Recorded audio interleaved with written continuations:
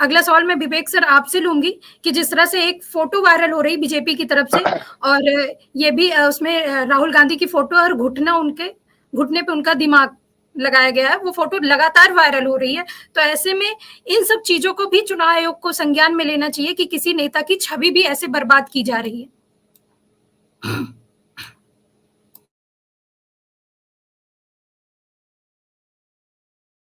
Sir unmute कर लीजिए।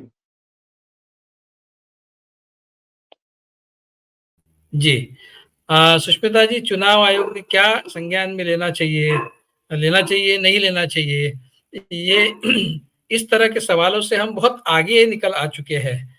हमको यही समझ के चलना होगा कि चुनाव आयोग इन बातों का संज्ञान नहीं लेगा।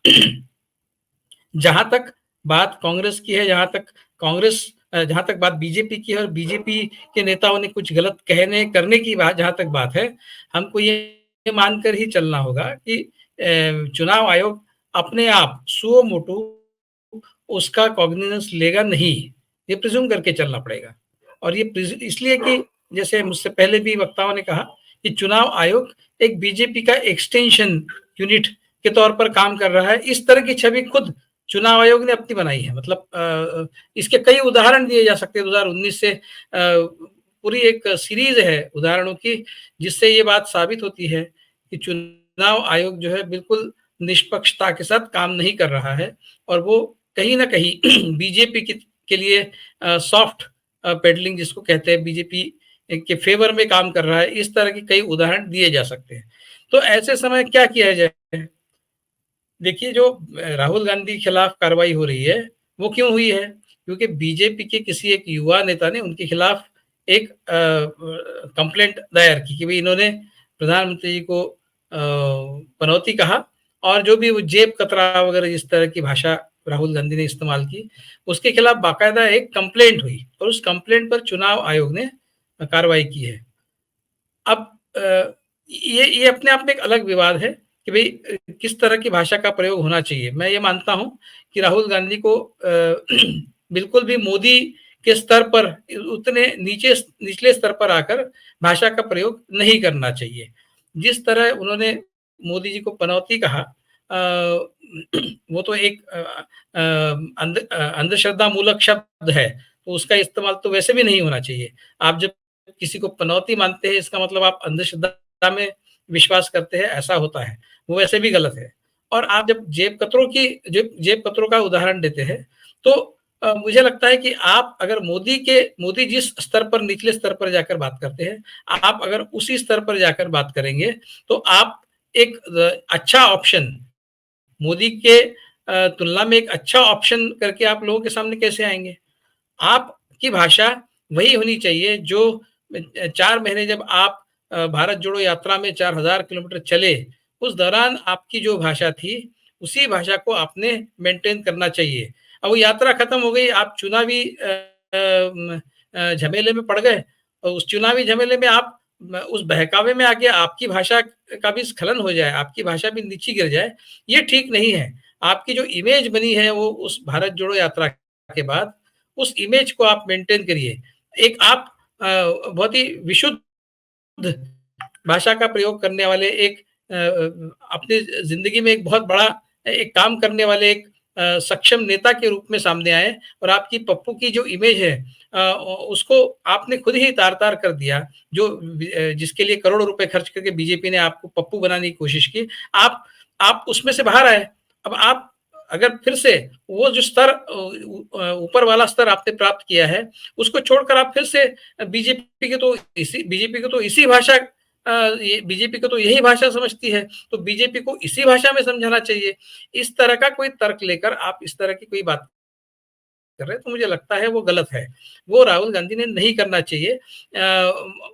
लेकिन मेरा मुद्दा वो नहीं है। मुद्दा ये है कि अगर आपके खिलाफ जो कुछ भी कहा जा रहा है, आपके खिलाफ जो कुछ भी किया जा रहा है, उसका इलेक्शन कमीशन संज्ञान नहीं लेता है, तो आपका क्या काम बनता है? जिस तरह से बीजेपी के किसी एक नेता ने, छुटभैया नेता ने इलेक्शन कमीशन में कंप्लेंट कर दी, आपने क्यों नहीं की? जब अमित शाह ने राजस्थान में जाकर ये कहा कि आप राम मंदिर देखना चाहेंगे तो आप चिंता मत कीजिए, आपके जाने आने का हम बंदोबस्त करेंगे। जब प्रधानमंत्री ने ये कहा कि जो मुफ्त में खाना खिलाने वाली स्कीम है, अनाज देने वाली स्कीम है, उसको हम 5 साल के लिए एक्सटेंड कर रहे हैं। जब इलेक्शन के दौरान प्रधानमंत्री ने कहा, तो आपने बाकायदा एक फॉर्मल कंप्लेंट इलेक्शन कमीशन के पास करने से आपको किसने रोका था? तो जिस तरह की भाषा का प्रयोग बीजेपी के नेता करते हैं, आप क्यों नहीं इलेक्शन कमीशन में हर उस बयान के खिलाफ इलेक्शन कमीशन में कंप्लेंट दायर करते जो ऑब्जेक्शनेबल है? आप क्यों, बीजेपी के लोग तो बहुत उसमें पीछे पड़ जाते हैं, मतलब उनकी तारीफ करनी होगी कि वो परस्यू करते हैं उस मैटर को, जो लगता है कि इलेक्शन कमीशन उसका कॉग्निजेंस ले सकता है। ऐसे मामलों में वो बिल्कुल पीछे पड़ जाते हैं और कांग्रेस को परेशान करने का कोई मौका वो नहीं छोड़ते। तो आप क्यों नहीं जाते? शायद आप इसलिए नहीं जाते कि हो सकता है कि इलेक्शन कमीशन आपका कॉग्निजेंस न ले, भले ही आपकी बात में कितना भी दम हो। तो आपके पास कोर्ट में जाने का मौका है, कोर्ट में जाने का चांस है। सर वो आप बिल्कुल उस ऑप्शन को भी आप इस्तेमाल कीजिए। आप उसको लॉजिकल एंड तक ले जाइए ताकि इलेक्शन कमीशन बाध्य हो इस बात के लिए कि वो आपका कॉग्निजेंस ले और उस बात को वो उसके ऊपर कुछ ना कुछ एक्शन ले। आपकी तरफ से गलती ये हुई है कि आपने उसको परस्यू नहीं किया है। तो मुझे लगता है कि अगर आपको इलेक्शन में बीजेपी से झगड़ा मोल लेना है तो आपको हर स्तर पर वो झगड़ा मोल लेना पड़ेगा और लेजिटिमेटली लीगली जो जो कुछ भी आपके पास रास्ते हैं वो पूरे रास्ते आपको अख्तियार करने होंगे, वरना इलेक्शन कमीशन अपने आप क्यों नहीं कॉग्निजेंस लेता वगैरह इस तरह की बातें आज के जमाने में मोदी के युग में करना बेकार की बात है, ऐसा मुझे लगता है। सुष्मिता जी। विवेक सर, एक व्यूअर है, वो पूछ रहे हैं कि विवेक जी 50 करोड़ की गर्लफ्रेंड, इस पर भी कुछ बोल दीजिए। मोदी जी ने एक बार बोला था 50 करोड़ की गर्लफ्रेंड, उस पर भी कुछ बोल दीजिए। तो उनका ये सवाल है, अगर आप जवाब देना चाहें तो बिल्कुल। ऐसा है कि मोदी जी ने ये ऐसा है कि मोदी जी जो कहते हैं, मैंने अपने पूरे वक्तव्य में कहा, मोदी जी जिस निचले स्तर पर जाकर बात करते हैं, उस निचले स्तर पर जाकर राहुल गांधी ने बात नहीं करनी चाहिए। मैं मोदी जी का ऑल्टरनेटिव ढूंढ रहा हूं एक नागरिक के तौर पर। मुझे मोदी जी नहीं चाहिए इस देश के प्रधानमंत्री, तीसरी बार वो बने, ये मेरी मंशा बिल्कुल नहीं है, मेरी इच्छा बिल्कुल नहीं है। तो 2024 में मैं एक ऑप्शन ढूंढ रहा हूँ, मोदी जी के लिए एक ऑल्टरनेटिव ढूंढ रहा हूँ। तो मैं मोदी जी के लेवल का ऑल्टरनेटिव मुझे अगर मिल जाए तो मैं उसको पसंद नहीं करूंगा। मुझे तो मोदी जी जिस निचले स्तर पर जाकर बात करते हैं उस स्तर पर जाकर बात करने वाला ऑप्शन नहीं चाहिए। तो राहुल गांधी ने अपनी एक पोजीशन, अपना एक मुकाम वो यात्रा के बाद जो बनाया है वो बहुत ऊपर का मकाम है।